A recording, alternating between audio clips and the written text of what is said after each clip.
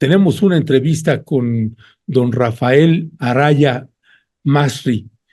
Don Rafael Araya, Masri, es miembro del Consejo Central de la Organización para la Liberación de Palestina.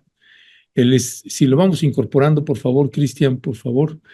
Don Rafael Araya Masri, pues él es miembro del Consejo Central de la Organización para la Liberación de Palestina, es miembro del Consejo Nacional Palestino, él radica actualmente en Buenos Aires y es corresponsal de Radio Universidad de Chile, también colega periodista palestino, a quien le agradecemos mucho que nos esté tomando la llamada. No sé si fuera tan amable, don Rafael, también de activar la cámara, porque nada más tenemos el audio, me parece, pero falta la imagen, a ver si lo podemos arreglar eso.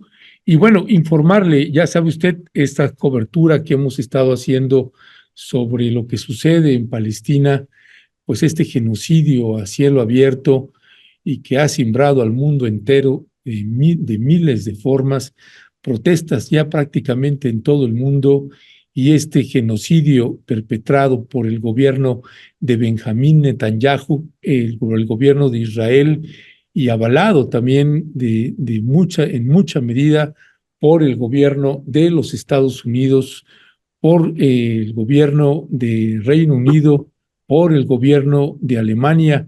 Pues en fin, el día de ayer pues circularon pues imágenes de una atrocidad más de este gobierno de Benjamín Netanyahu en Gaza, ahí en la parte sur de Gaza, en la frontera con Egipto. Y le queremos agradecer a don Rafael Araya que se encuentre aquí con nosotros. Don Rafael, nos encontramos la doctora Violeta Núñez y un servidor, Ernesto Ledesma. Gracias por tomarnos la llamada. Bienvenido, buenos días. Es un gusto, Ernesto, es un gusto, Violeta. Les agradezco mucho la invitación. Muchísimas gracias por acompañarnos. Muy buenos días. Buenos días, don Rafael. Pues hemos incluso en noviembre pasado estuvimos haciendo reportajes directamente ahí en Cisjordania. En Gaza fue imposible entrar y hasta la fecha sigue siendo imposible. Intentamos entrar vía Egipto, también nos trasladamos para allá, pero el gobierno de Egipto pues tampoco da los permisos. Hay 11 retenes que tenemos documentados desde el Cairo hasta la frontera. Ya ha sido imposible llegar allá. ¿Cuál es la información que usted tiene, la última información que tiene estas terribles y nuevas atrocidades con gente que ha perdido la vida, ahora incluso también de forma todavía más cruel, gente que fue pues quemada? ¿Qué decía al respecto, don Rafael? Ernesto, la situación al momento en la Franja de Gaza es simplemente dramática, catastrófica. Son escenas dantescas que todos hemos visto con este ataque a tiendas de campaña. No es un ataque a infraestructura sólida, a puentes, a construcciones firmes de concreto, sino a tiendas de campaña, tiendas de tela, en un lugar donde además Israel mismo lo declaró como un sitio seguro de refugio, ordenando, digamos, el desplazamiento de aquellos palestinos que estaban en la ciudad de Rafah, y los obligaron a salir una vez más para ir a refugiarse en estos campamentos que fueron bombardeados directamente por la Fuerza Aérea Israelí. No es que se haya incendiado accidentalmente un tanque de combustible, como afirma el gobierno israelí. Lanzaron las bombas directamente sobre los civiles. Pero esto también está generando una repulsa internacional que no tiene precedentes. Digamos, desde el 7 de octubre hasta ahora, hemos visto las manifestaciones de los pueblos más que de los gobiernos. Hemos visto inundadas las calles de Londres, de París, de Alemania, donde incluso las manifestaciones pro-palestinas o la exhibición de símbolos palestinos está absolutamente prohibida en la misma Alemania, en América Latina. Las actitudes asumidas por determinados gobiernos de nuestro continente también marcan una impronta diferente, porque nunca en la historia desde 1948 hasta la fecha, nunca se había mantenido en el tiempo la solidaridad con Palestina y la necesidad de un cambio que lleve a la creación de un Estado palestino. Hoy estamos viendo como resultado de todo esto que ya son más de 140 países los que reconocen a Palestina como un Estado independiente. Se sumaron España, Noruega e Irlanda, digamos, lo que marca también una ruptura del discurso homogéneo y sólido que tenía la Unión Europea respecto a la cuestión de Palestina. Vendrán otros. Entonces, todo esto ya también va siendo insostenible, políticamente hablando, y en materia de relaciones internacionales, para que el Estado de Israel siga sosteniendo esta posición obcecada de negarse a cualquier tipo de negociación, y a un primer ministro obsesionado con el poder que no se detiene ante nada con tal de seguir manteniendo sus prebendas como en su condición de primer ministro en Israel, ¿no? Que es Benjamín Netanyahu. Muchísimas gracias, don Rafael. Pues estamos a punto de llegar a 8 meses de este genocidio. 8 meses estaremos cumpliendo el 7 de junio. Estamos a unos cuantos días y bueno, estamos viendo esta situación que usted nos comenta y que quisiéramos preguntar. Netanyahu dice que esto fue un error, como ya usted nos decía. Él dice eso y lo han replicado pues muchos medios a nivel internacional. Y lo que usted nos comenta, que realmente fue un bombardeo directamente hacia los civiles, no fue un error. ¿Qué habría, o sea, cuál sería la intención de Netanyahu de estar declarando pues, y haciendo estas declaraciones y que la prensa, ¿no? La prensa a nivel mundial lo esté retomando? Y lo otro, don Rafael, a estos pues ya casi 8 meses de este genocidio que realmente ha costado la vida, lo hemos estado repitiendo aquí prácticamente todas las semanas, de miles de niños y niñas, de mujeres embarazadas. ¿Quién puede detener este genocidio y qué tendría que hacer aquí los Estados Unidos, que hemos también estado denunciando, que ha estado financiando pues también parte de este genocidio, don Rafael? Doctora Violeta, la figura de Benjamín Netanyahu es una figura de por sí polémica, porque nos encontramos ante un primer ministro que es un mentiroso consuetudinario. Es una persona que, si nos retrotraemos un poco a 15, 20, 25 días antes de la incursión armada de Hamás en Israel, 200, 150.000 personas, 100.000 personas, 250.000 personas, todos los sábados protestando frente a la residencia de Benjamín Netanyahu en Tel Aviv, exigiendo su renuncia, y además a punto de ser juzgado, condenado, y lo que le iba a significar, además lo más probable, ir a la cárcel por actos de corrupción, por 3 casos de corrupción que han sido emblemáticos y que la justicia israelí estaba llevando, digamos, a la práctica este juicio. Con 30 días de anticipación a los hechos del 7 de octubre, el jefe de la inteligencia egipcia llamó a Netanyahu para decirle que algo grande se estaba preparando en la Franja de Gaza. Advirtió al gobierno israelí. Netanyahu respondió que ellos tenían todos los costados cubiertos y que estaban prestos a repeler cualquier eventualidad. 15 días antes fue la CIA quien advirtió, y una semana antes ya fueron los propios servicios de inteligencia israelí a quienes Benjamín Netanyahu desoyó. No solo eso, sino que hizo evacuar a las fuerzas militares israelíes en la frontera con Gaza para que se fueran a Cisjordania a celebrar tranquilamente la fiesta de Sukkot, que es una fiesta religiosa israelí. Es decir, facilitó todas las condiciones para que esto aconteciera, porque acá hay un punto esencial, doctora Violeta. La permanencia de Benjamín Netanyahu en el poder depende de la prolongación del conflicto, porque es una persona que va a ser destituida por el pueblo israelí apenas terminen las hostilidades. Y esto él lo sabe. Por eso también acá encontramos la explicación política del atentado, del ataque prácticamente terrorista que la Fuerza Aérea Israelí cometió contra las oficinas consulares de la República Islámica de Irán en Damasco, como una intención manifiesta de que el conflicto se internacionalizara, porque previendo la respuesta de Irán, estaban obligadas a intervenir las fuerzas norteamericanas, cuya flota está anclada frente a las costas del Líbano, en el mar Mediterráneo, que participara Francia, que participaran todos los países que tienen fuerzas militares en la región y de esa manera garantizar su propia permanencia en el poder. Es decir, como una obsesión personal de un primer ministro cuyo discurso en la Universidad de Bar Ilan en Israel reconoció el derecho del pueblo palestino a construir su propio Estado y hace 3 semanas dijo: jamás permitiremos la creación de un Estado palestino.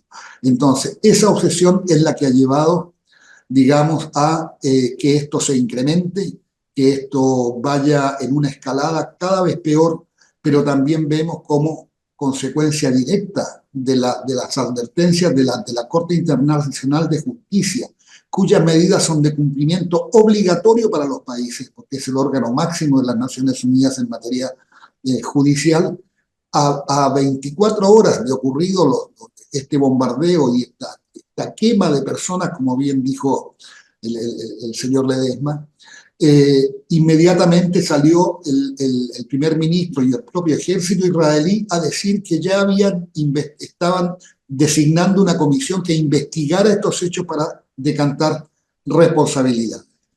Frente a esto, lo que tenemos es también una actitud muy, ¿cómo decirlo?, cínica del propio presidente de los Estados Unidos de Norteamérica, Joe Biden, que no ha cesado en enviar más y más ayuda militar al Estado de Israel. Incluso con ese famoso muelle, con ese famoso puerto que instalaron en la Franja de Gaza con la excusa de enviar ayuda humanitaria, las primeras imágenes que vimos fueron camiones y carros de combate bajando en las playas de la Franja de Gaza. Entonces, este es el doble discurso de Joe Biden, que sabe, además, que Gaza, en su propia opinión pública, está jugando un rol fundamental en lo que puede ser una perspectiva de derrota en las próximas elecciones norteamericanas.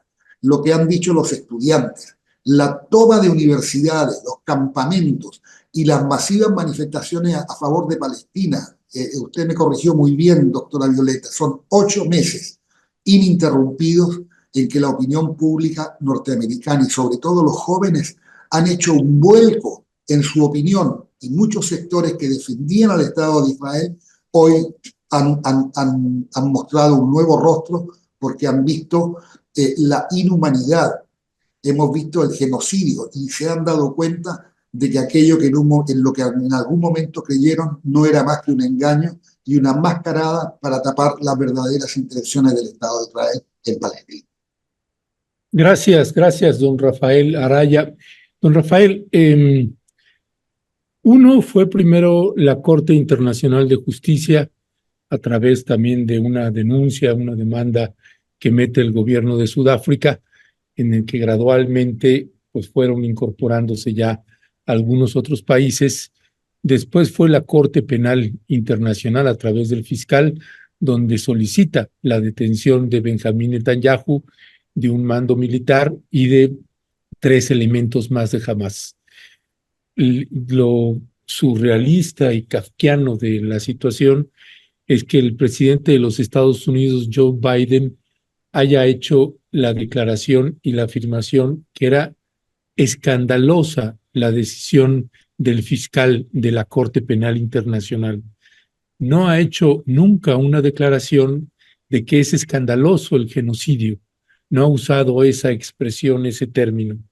Finalmente, tenemos, creo, y ya me corregirá usted, pues todos los organismos internacionales que finalmente, desde mi punto de vista, se han tardado en hacer ese tipo ya de declaraciones, pero ese tipo de decisiones de la Corte de Sudáfrica y de la Corte del fiscal de la Corte Penal Internacional nos parecen importantes y relevantes.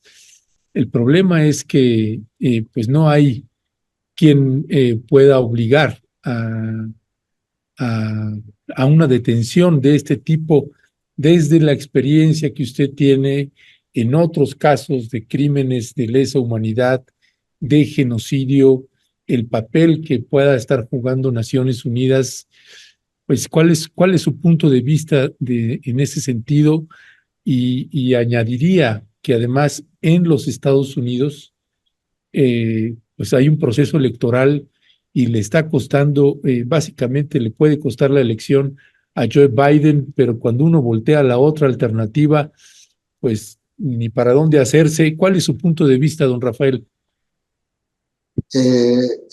Don Ernesto, hemos leído las declaraciones de algunos miembros tanto de la Cámara de Representantes como del Senado de los Estados Unidos, pero hay una que me llamó particularmente la atención de un senador que le dijo al fiscal general Karim Khan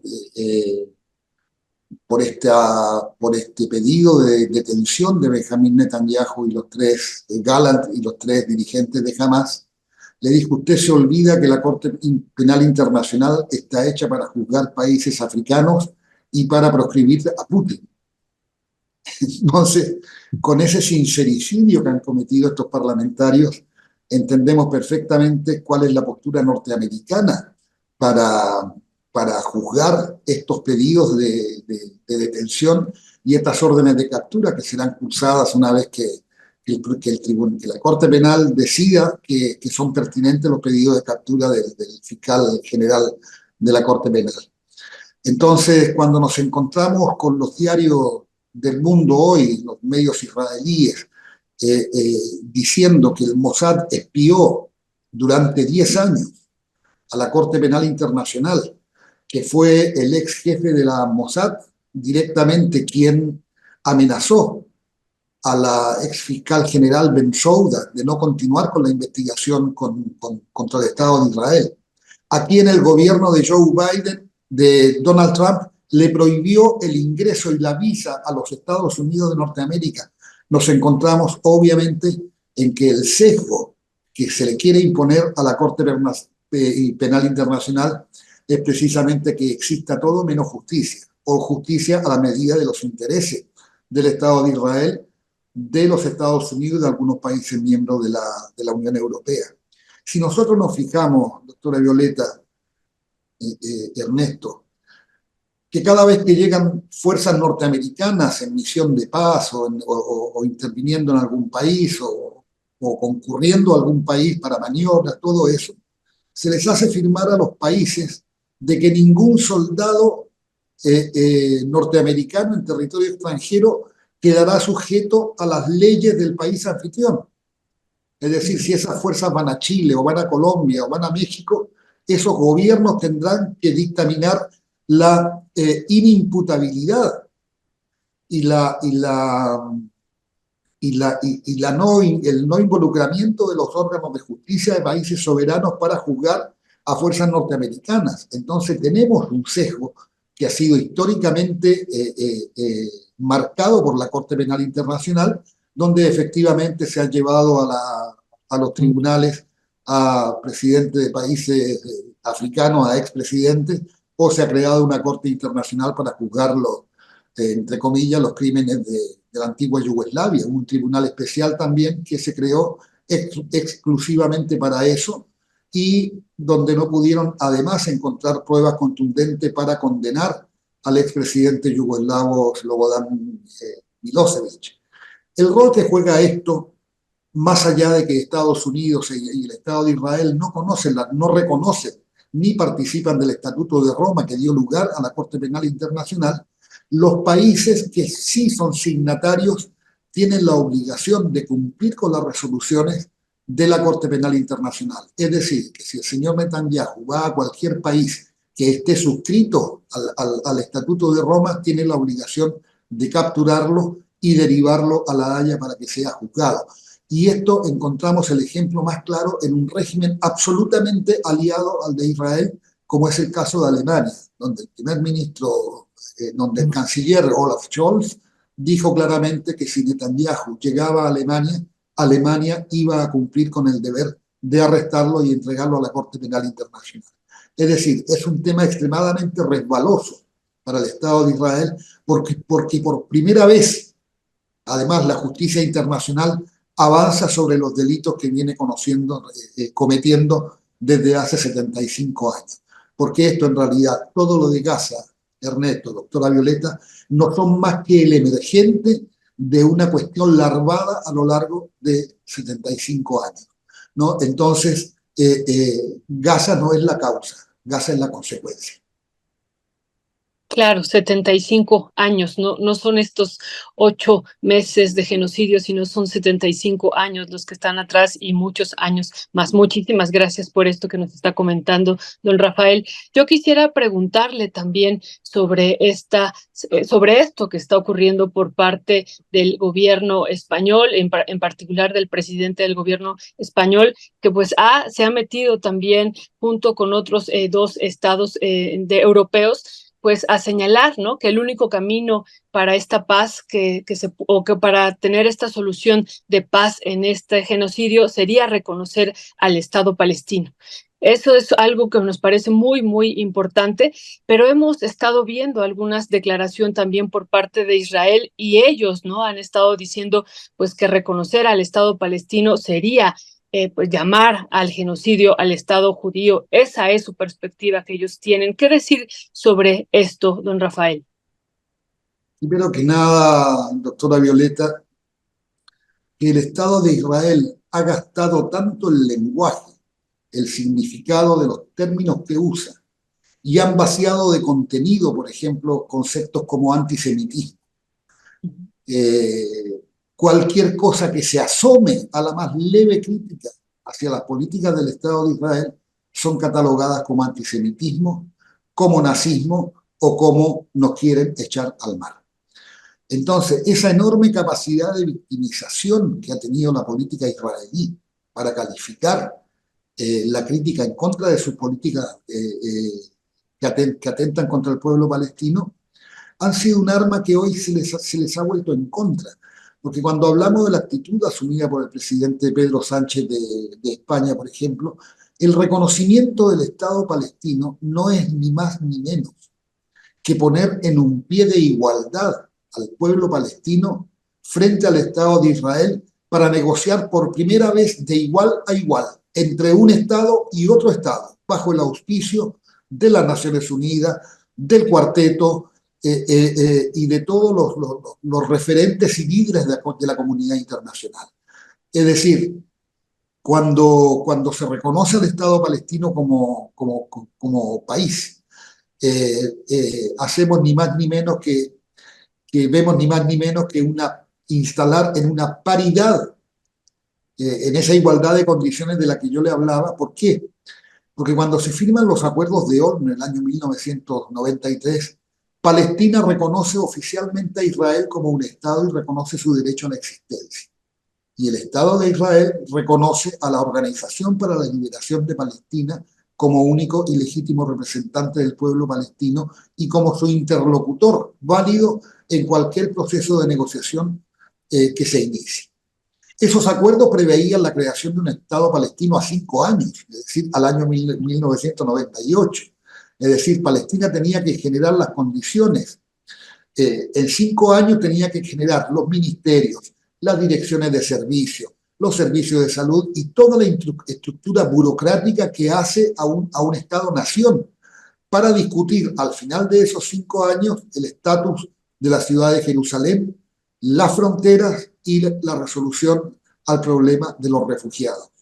Entonces, con el asesinato del ex primer ministro israelí Yitzhak Rabin, promovido, auspiciado y alentado por el actual primer ministro israelí, eso, digamos, rodó por los suelos. Eso se acabó, eso se terminó en la práctica.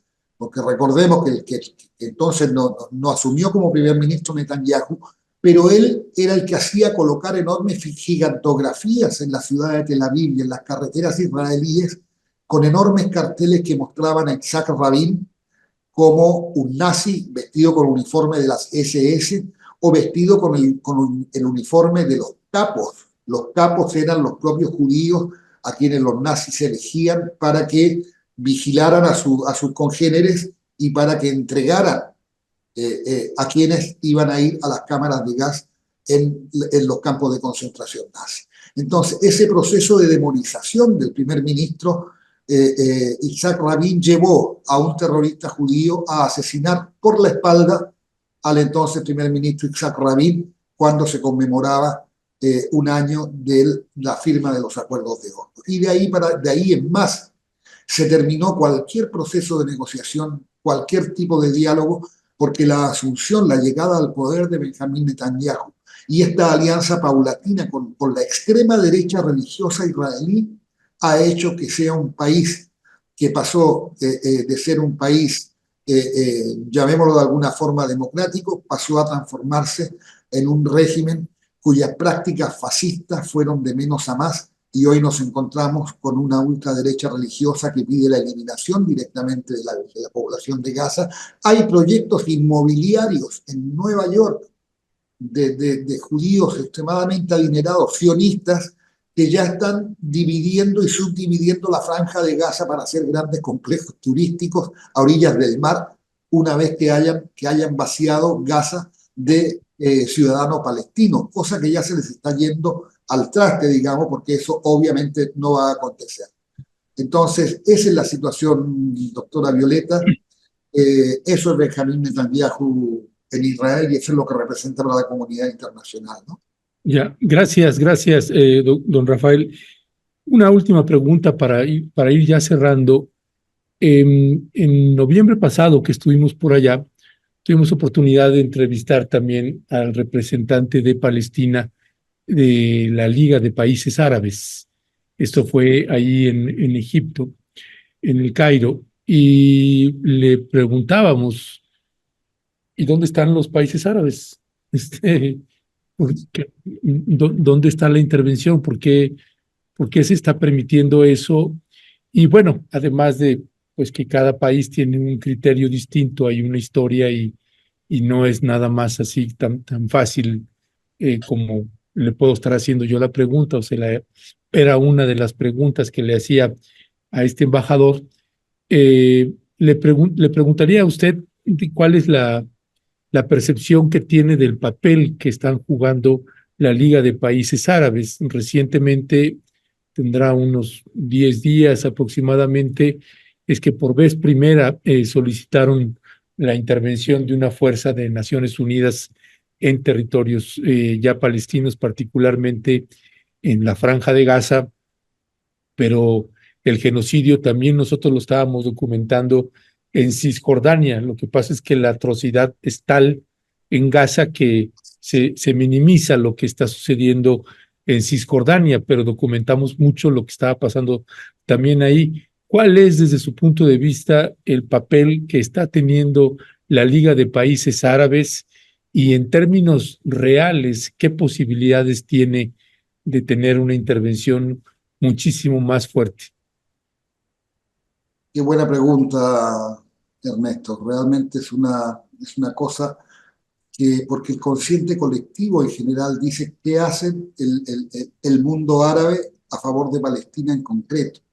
Y como usted bien decía también, la Liga de los Estados Árabes es un espectro variopinto de ideologías y de modelos de Estado, modelos de gobernanza, que no son idénticos entre sí. Es como si dijéramos qué hace Latinoamérica por tal o cual cosa, porque para mí sería complejo ver una alianza entre el presidente Nicolás Maduro y el presidente Javier Milei poniéndose de acuerdo en algo en el continente. Lo mismo acontece con el mundo árabe. Es decir, cuando tenemos monarquía, tenemos regímenes democráticos, tenemos regímenes más autoritarios que otros, e incluso tenemos varios países árabes que han llevado a la normalización de sus relaciones diplomáticas con el Estado de Israel.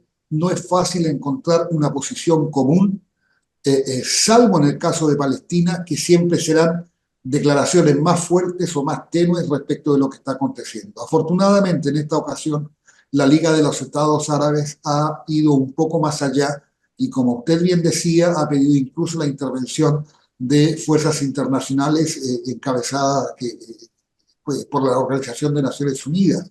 El asunto es que estas intervenciones tienen que ser bajo acuerdo de las partes en conflicto. Entonces, es difícil imaginar que el Estado de Israel vaya a aceptar cascos azules en una línea de interposición entre la Franja de Gaza y el territorio israelí, porque como usted bien decía, además, y no quiero dejar pasar esto, la Franja de Gaza ha servido también como una cortina de humo para todas las atrocidades que se están cometiendo en el territorio de la ribera occidental o Cisjordania y en Jerusalén Oriental.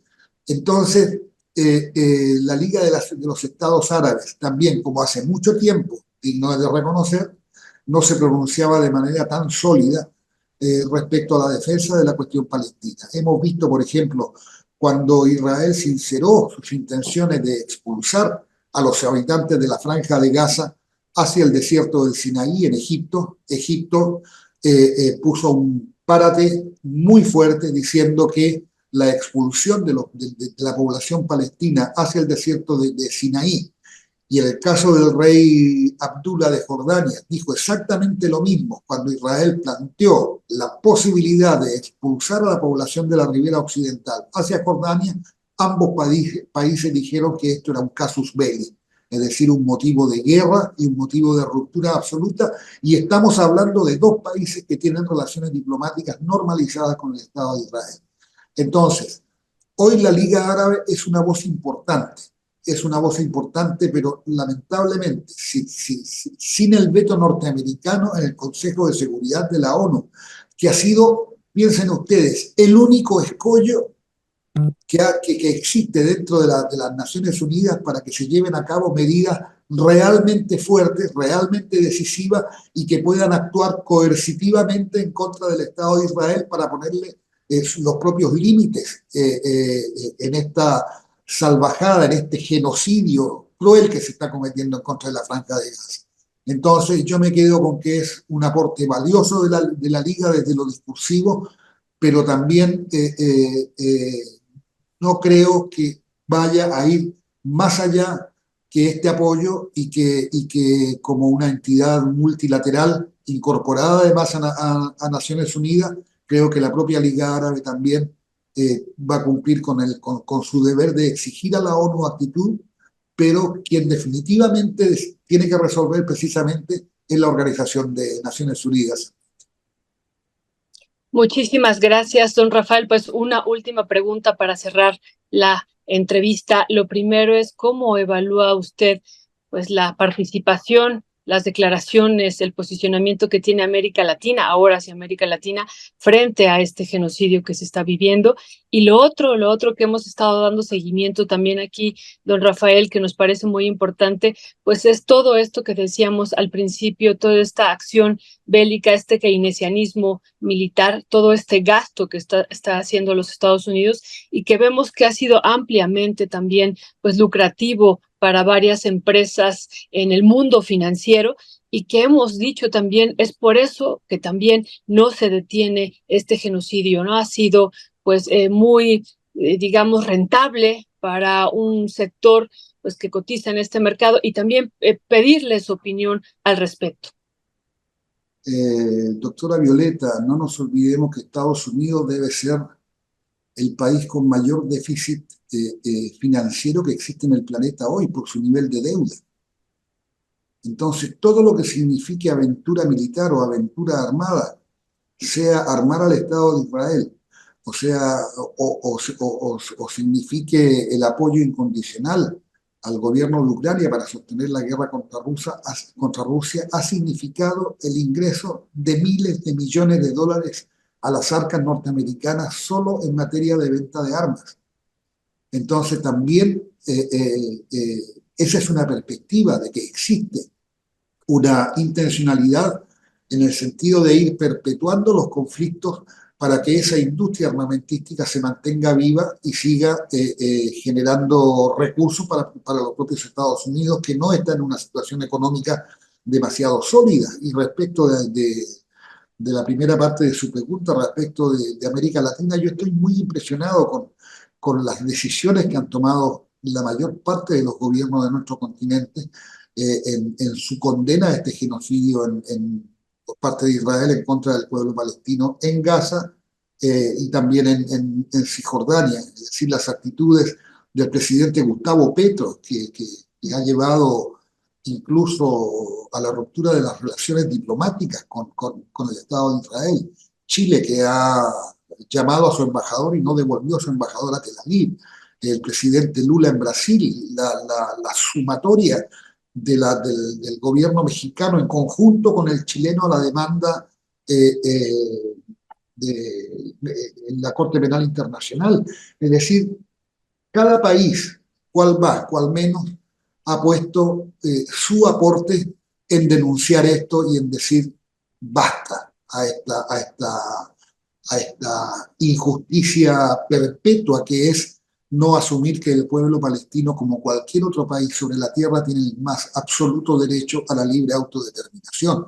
Para eso está la ley internacional que lo respalda, para eso están todas las resoluciones de la ONU, de su Consejo de Seguridad, de la propia Corte Penal Internacional, de la Corte Internacional de Justicia, que ya se pronunció en el año 2004 sobre la legalidad del muro que Israel ha construido en territorio palestino para rodear el territorio palestino.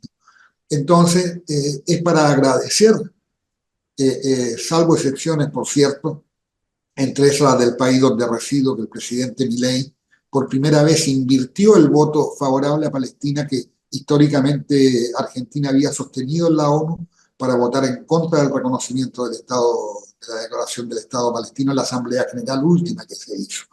Pero tenemos un continente principista en ese aspecto, que ha mostrado apego a las normas que rigen el derecho internacional y las relaciones entre los estados, y creo que con este apoyo, más el más grande apoyo del Asia, de África, y ahora que se está sumando Europa, creo que se reunirá la fuerza suficiente para doblarle la mano a un Estado que está practicando el genocidio, como es el Estado de Israel, en contra del pueblo palestino, doctora. El micrófono, Ernesto, está apagado. Ya está.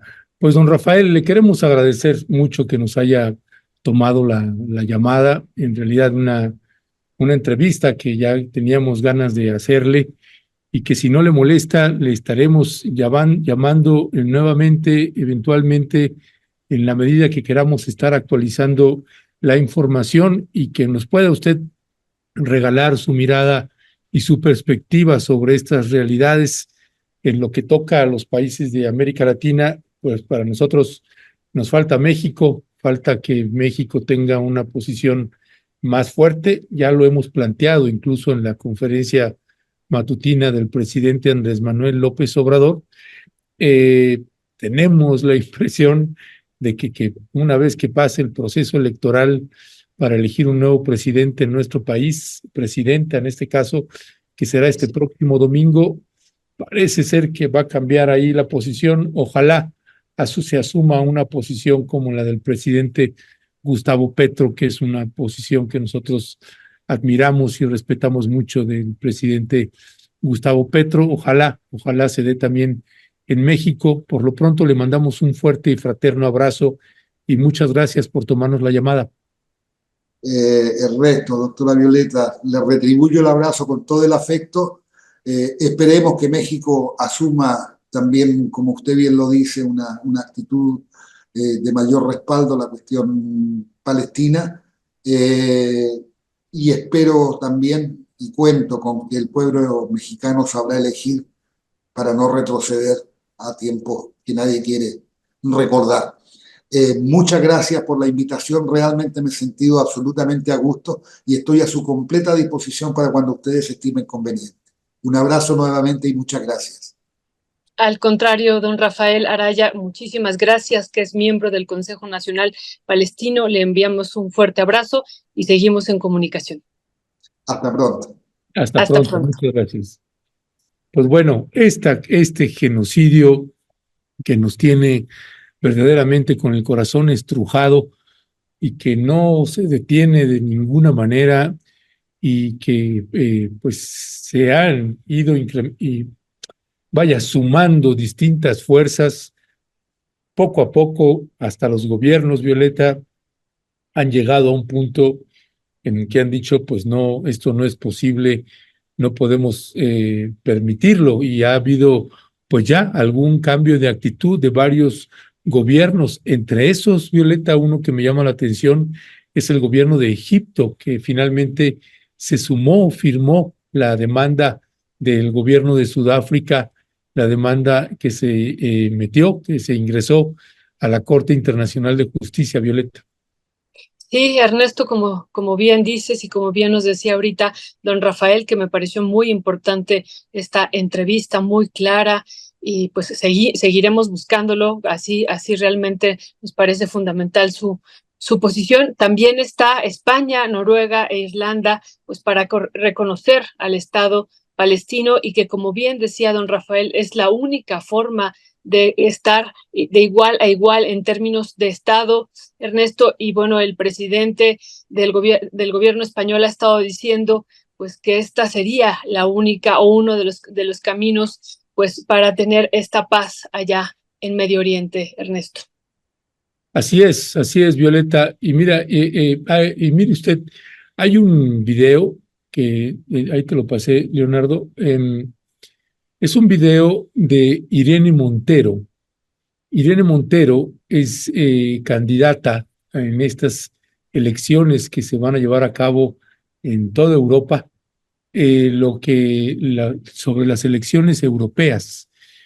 Y estas elecciones europeas, que son pues cada 5 años y que se incorporan ciudadanos de 27 países de la Unión Europea, y que son quienes son los representantes de cada uno de estos países en toda la Unión Europea. Así que es un papel importante y relevante que es este papel. Y bueno, lo que estamos ahí confirmando es las fechas.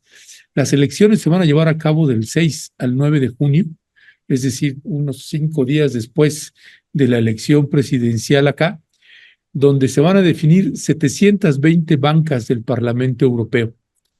15 más que las elecciones anteriores, y señala también aquí la información con respecto de estas elecciones, que por norma general el número de diputados se decide antes de cada elección. El número total no puede exceder de 750 más el presidente.